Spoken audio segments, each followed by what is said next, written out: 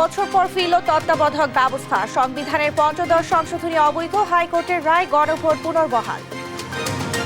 নির্দলীয় নিরপেক্ষ তত্ত্বাবধায়ক সরকার ব্যবস্থা বাতিল করে দিয়েছিলেন, তিনি এটিকে রেস্টোর করেছেন। দ্বিতীয়ত, গণভোটের বিধানকে বাতিল করে দেওয়া হয়েছিল, সেটিকেও আজকে রেস্টোর করা হলো। 2026 সালের জুনের মধ্যে নির্বাচন, জানালেন প্রধান উপদেষ্টার প্রেস সচিব। ইভিএম এ নয়, ভোট হবে ব্যালটে। ইলেকশন হচ্ছে 2026-এর জুনের 30 তারিখের মধ্যে।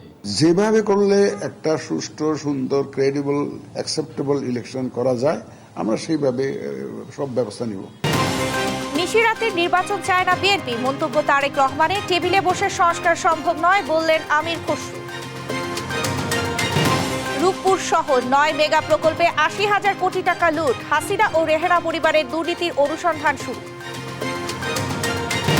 বিডিআর হত্যাকাণ্ড পুনর্তদন্তে 5 কার্য দিবসের মধ্যে কমিটি গঠন, বাস্তবায়ন না হলে রাজপথে নামার ঘোষণা।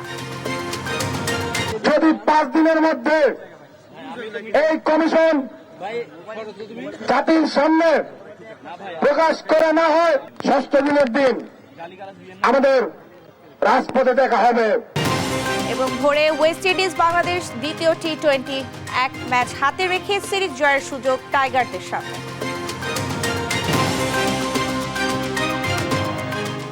সংবাদ রাতে দেখছিলেন একেএস টিভি বার সংবাদ শিরোনাম, সঙ্গে আছি আমি শারমিন নাসি। এবারে বিস্তারিত। এক ঐতিহাসিক রায়ের সম্মুখীন হলো হাইকোর্ট। পঞ্চদশ সংশোধনী আংশিক বাতিলের মধ্য দিয়ে ফিরে এলো তত্ত্বাবধায়ক সরকার ব্যবস্থা। একই সঙ্গে সংবিধানে গণভোটের বিধান ফিরিয়ে এনেছে আদালত। বাতিল হলো সংবিধান বহির্ভূত ক্ষমতা দখল সংক্রান্ত সংবিধানের 7-এর ক ও খ অনুচ্ছেদ। সাবরিনা মজুমদারের রিপোর্টে থাকছে বিস্তারিত। সংবিধানের পঞ্চদশ সংশোধনের মাধ্যমে তত্ত্বাবধায়ক সরকারের বিধানে শেষ পেরেক ঠুকে দেয় আওয়ামী লীগ। এতে 13 বছরে একের পর এক হয় বিতর্কিত নির্বাচন, যেখানে ভোটাধিকার প্রয়োগে বঞ্চিত হয় দেশের জনগণ। সেই সঙ্গে জনগণের সমর্থন ছাড়াই বারবার সরকার গঠন করায় বেপরোয়া হয়ে ওঠে তৎকালীন আওয়ামী লীগ সরকার। গণমানুষের ওপর চলে ব্যাপক দমন পীড়ন। গেল 5ই আগস্ট শেখ হাসিনা সরকারের পতনের পর 18ই আগস্ট সংবিধানের পঞ্চদশ সংশোধনী বাতিল চেয়ে রিট করে সুশাসনের জন্য নাগরিক সুজন। এই রিটের রুলের শুনানিতে বিএনপি, জামাত সহ 15 দল ও ব্যক্তি পক্ষভুক্ত হয়ে শুনানি করেন। তারা তত্ত্বাবধায়ক সরকারের পক্ষে তুলে ধরেন জোরালো আইনি যুক্তি। মঙ্গলবার পঞ্চদশ সংশোধনীর বৈধতা নিয়ে রায় ঘোষণা করেন উচ্চ আদালতে। শুনানিতে হাইকোর্ট বলেন, সংবিধানের সৌন্দর্য জনগণের ক্ষমতায়ন। পরে পঞ্চদশ সংশোধনীর আংশিক বাতিল করেন হাইকোর্ট।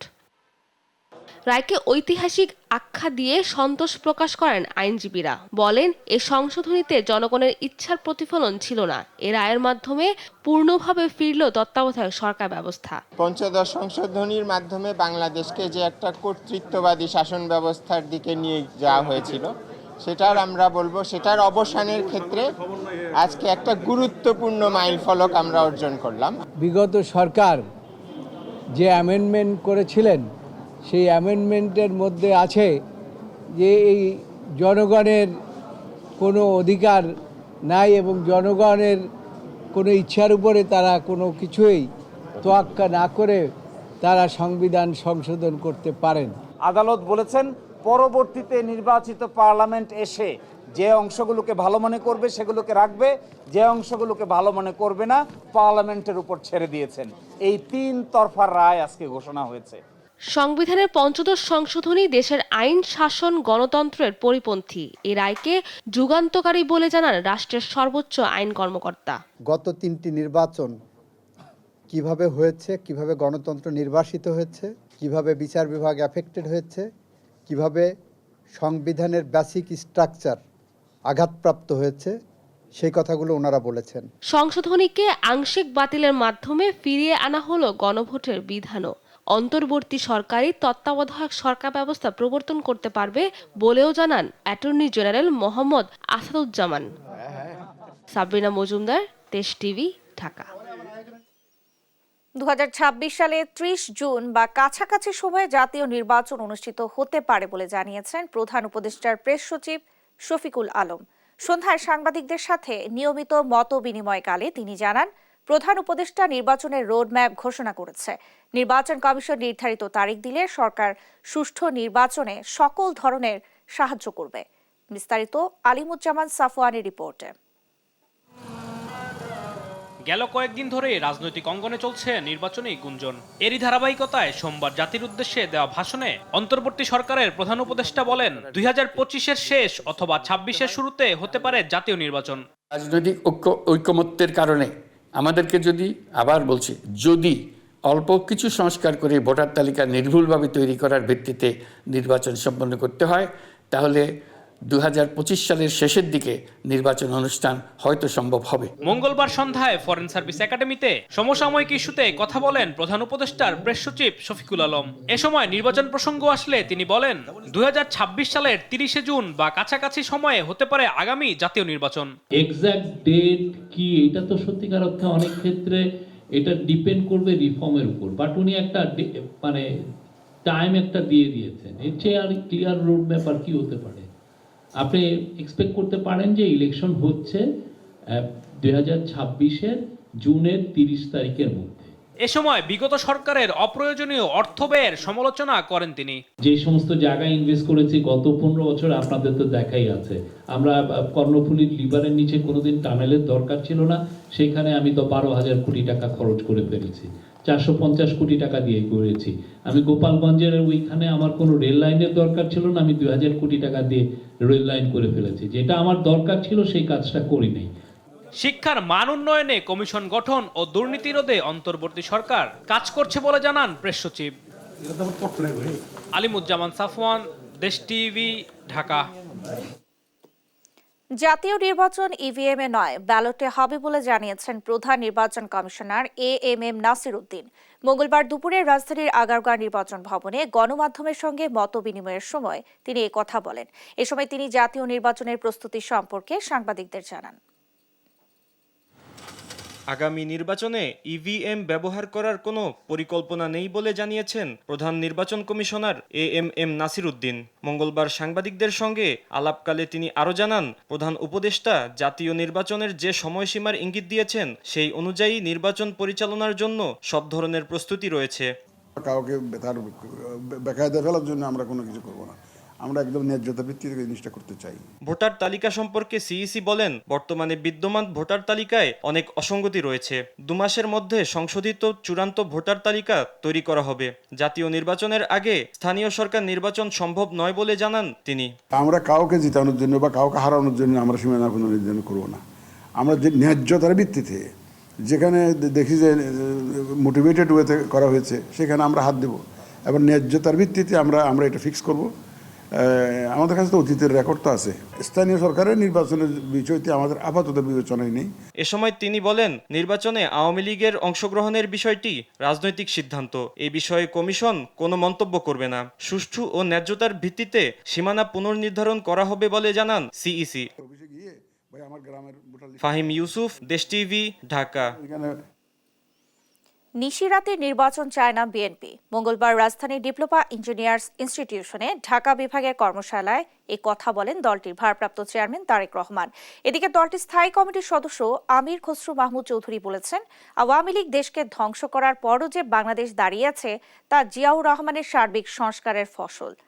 আরও জানাচ্ছেন এনআই নাহিদ।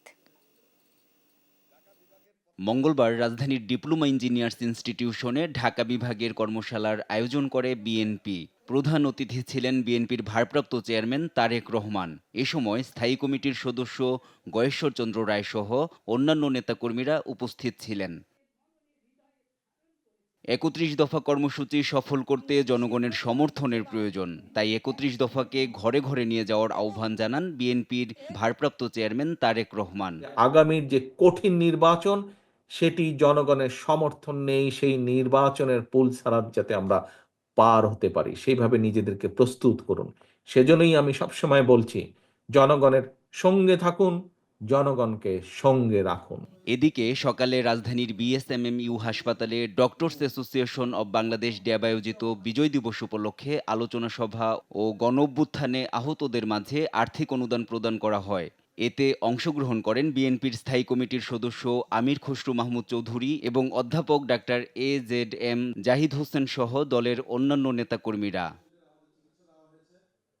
এ সময় আমির খসরু মাহমুদ জানান, রাজনীতিবিদদের উদ্দেশ্য খারাপ হলে কোনো সংস্কারই কাজে আসবে না। আওয়ামী লীগ দেশকে ধ্বংস করার পরও যে বাংলাদেশ দাঁড়িয়ে আছে তা জিয়াউর রহমানের সার্বিক সংস্কারের ফসল বলেও দাবি করেন তিনি। রিফর্ম হতে হবে সংসদে। 31 দফা আমরা আগামী দিনে জনগণের ম্যান্ডেট নিয়ে জাতীয় সরকার গঠন করে আমরা সংসদে আগামী দিনে পরিপূর্ণভাবে আমরা 31 দফা বাস্তবায়ন করব ইনশাআল্লাহ। এদিকে দুপুরে রাজধানীর নয়াপল্টনের বিএনপি কেন্দ্রীয় কার্যালয়ের সামনে বিএনপির জাতীয় নির্বাহী কমিটির সদস্য জামাল শরীফ হিরুর গায়েবানা নামাজে জানাজা অনুষ্ঠিত হয়েছে। এ সময় এতে অংশগ্রহণ করেন বিএনপির যুগ্ম মহাসচিব রুহুল কবির রিজভী, বিএনপির ভাইস চেয়ারম্যান শামসুজ্জামান দুদু সহ বিএনপির জাতীয় ও কেন্দ্রীয় নেতাকর্মীরা। NI নাহিদ, দেশ টিভি, ঢাকা। আওয়ামী লীগ আমলের সরকারের 9টি মেগা প্রকল্পে সাবেক প্রধানমন্ত্রী শেখ হাসিনা, তার ছেলে সজীব ওয়াজেদ জয় সহ তার পরিবারের 4 জনের বিরুদ্ধে 80,000 কোটি টাকা আত্মসাৎ ও পাচারের অভিযোগে অনুসন্ধানের সিদ্ধান্ত নিয়েছে দুদক। মঙ্গলবার সংস্থাটির কার্যালয়ে সাংবাদিকদের এই কথা জানান দুদকের পরিচালক আক্তার হোসেন। এদিন শেখ হাসিনার ব্যক্তিগত সহকারী জাহাঙ্গীর আলম, সাবেক ডিবি প্রধান হারুনুর রশিদ সহ 6 জনের নামে মামলা করেছে দুদক। বিস্তারিত হাসান মাহমুদের রিপোর্টে জানাচ্ছেন নাফিয়া ফারজানা। গেল সোমবার হাইকোর্টে আইনজীবী শাহিদুল আজমের রিটে দাবি করা হয়, রূপপুর পারমাণবিক বিদ্যুৎ প্রকল্প, বেজা ও বেবজা এবং আশ্রয়ণ প্রকল্প সহ 9টি প্রকল্পে অন্তত 80,000 কোটি টাকারও বেশি অর্থ লুটপাট হয়েছে। এর সঙ্গে জড়িত পলাতক সাবেক প্রধানমন্ত্রী শেখ হাসিনা, তার ছেলে সজীব ওয়াজেদ জয়, মেয়ে সাইমা ওয়াজেদ পুতুল, শেখ রেহানার মেয়ে টিউলিপ সিদ্দিকী। এমন অভিযোগ আমলে নিয়ে তদন্তের সিদ্ধান্ত নিয়েছে দুর্নীতি দমন কমিশন দুদক। মঙ্গলবার দুপুরে সাংবাদিকদের এসব তথ্য জানান দুর্নীতি দমন কমিশনের পরিচালক আক্তার হোসেন।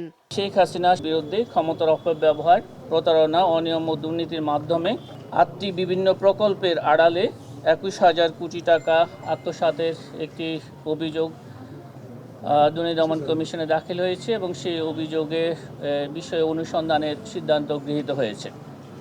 আরও একটি মেগা প্রকল্পে রূপপুর পারমাণবিক বিদ্যুৎ কেন্দ্রের নির্মাণের নামে প্রায় 59,000 কোটি টাকা লুটপাটের অভিযোগও সাবেক প্রধানমন্ত্রী জনাব শেখ হাসিনা, তাঁর ছেলে জনাব সজীব আহমেদ ওয়াজেদ জয়, তার ছোট বোন শেখ রেহানা ও তার ছোট বোনের মেয়ে টিউলিপ সিদ্দিকী ও অন্যান্যদের বিরুদ্ধে দাখিলকৃত অভিযোগের বিষয়েও অনুসন্ধানের সিদ্ধান্ত গৃহীত হয়েছে। এদিন শেখ হাসিনার ব্যক্তিগত সহকারী জাহাঙ্গীর আলম ও তার স্ত্রীর নামে 1,200 কোটি টাকা অবৈধ সম্পদ অর্জনের অভিযোগে মামলা করে দুদক। 4টি ব্যাংকের 23টি হিসাবে সর্বমোট 1251 কোটি 25,33,778 টাকা লেনদেনের অস্বাভাবিক লেনদেনের তথ্যাদি পাওয়া গেছে। এই কারণে তার বিরুদ্ধে একটি মামলা রুজুর সিদ্ধান্ত গৃহীত হয়েছে এবং ইতিমধ্যে মামলা রুজু হয়েছে। সেই সঙ্গে সাবেক ডিবি প্রধান হারুনুর রশিদ এবং সাবেক শিক্ষামন্ত্রী মহিবুল হাসান চৌধুরী নওফেলের বিরুদ্ধেও মামলা করেছে দুদক। নাফিয়া ফারজানা, দেশ টিভি, ঢাকা। আওয়ামী লীগের 16 বছর ধরে গোপন কারাগারে যত গুম, নির্যাতন ও খুনের ঘটনা ঘটেছে তাতে শেখ হাসিনার সরাসরি সম্পৃক্ততা মিলেছে, এমনটাই জানালেন আন্তর্জাতিক অপরাধ ট্রাইব্যুনালের চিফ প্রসিকিউটর তাজুল ইসলাম। সকালে 16 আসামিকে আন্তর্জাতিক অপরাধ ট্রাইব্যুনালে হাজির করে প্রসিকিউশন। এ সময় শেখ হাসিনার বিরুদ্ধে তদন্তের অগ্রগতি তুলে ধরে আরও 2 মাস সময় চান তদন্ত কর্মকর্তা। আবেদন মঞ্জুর করে 2 মাসের সময় দেন ট্রাইব্যুনাল। সেই সঙ্গে পরবর্তী শুনানির জন্য 18 ফেব্রুয়ারি দিন ধার্য করা হয়। এর আগে সকালে জুলাই গণহত্যা ও মানবতা বিরোধী অপরাধের মামলায় ট্রাইব্যুনালে হাজির করা হয় সাবেক মন্ত্রী আনিসুল হক, দীপুমণি, রাশেদ খান মেনন, হাসানুল হক ইনু, জুনায়েদ আহমেদ পলক, আমির হোসেন আমু সহ 16 আসামিকে।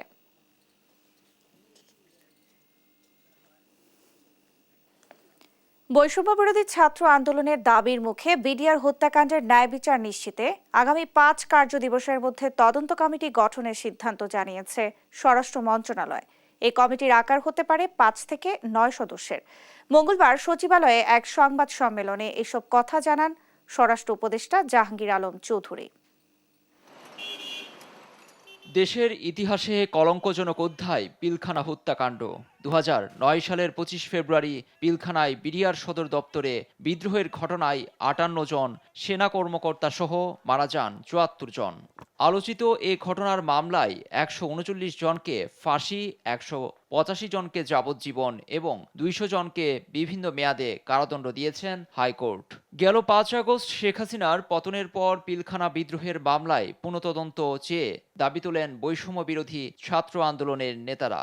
এমন প্রেক্ষাপটে বিডিআর হত্যার তদন্তে কমিশন গঠনের কথা সামনে আসে, কিন্তু গত 15 ডিসেম্বর বিডিআর হত্যায় কমিশন গঠন হচ্ছে না। স্বরাষ্ট্র মন্ত্রণালয়ের এমন সিদ্ধান্তে অসন্তোষ দেখা দেয় সব মহলে।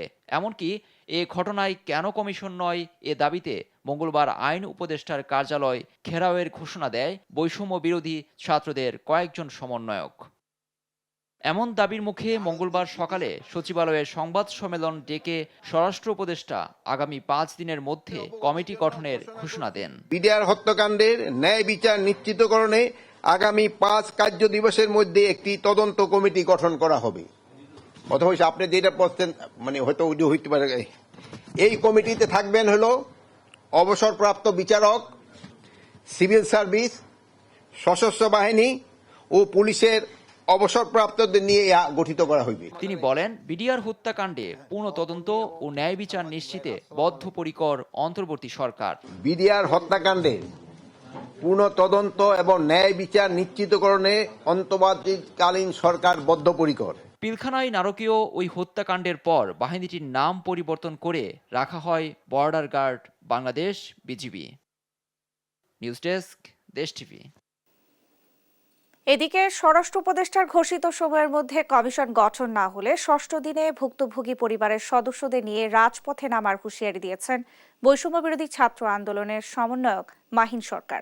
সকালে জাতীয় শহীদ মিনারে বিডিআর হত্যাকাণ্ডের ভুক্তভোগী পরিবারের সমাবেশে এই হুঁশিয়ারি দেন তিনি। এ সময় কমিশনে ভুক্তভোগী পরিবারের সদস্য, সাবেক সেনা সদস্য ও ছাত্র প্রতিনিধি রাখার দাবি জানান। এছাড়া বিজিবির নাম বাংলাদেশ রাইফেল করার দাবি করেন তিনি। সমাবেশে বিচারের নামে নিরপরাধ বিডিআর সদস্য এখনো জেলে বন্দীদের দ্রুত মুক্তির দাবি জানান ভুক্তভোগী পরিবারের সদস্যরা।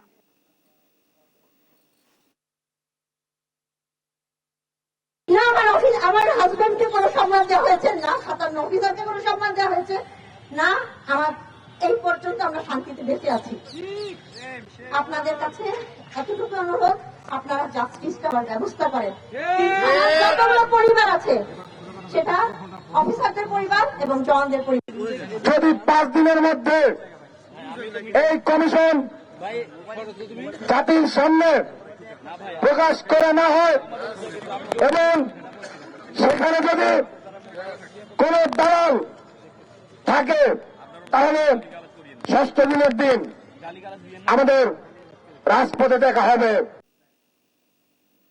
দেখছেন সংবাদ রাত।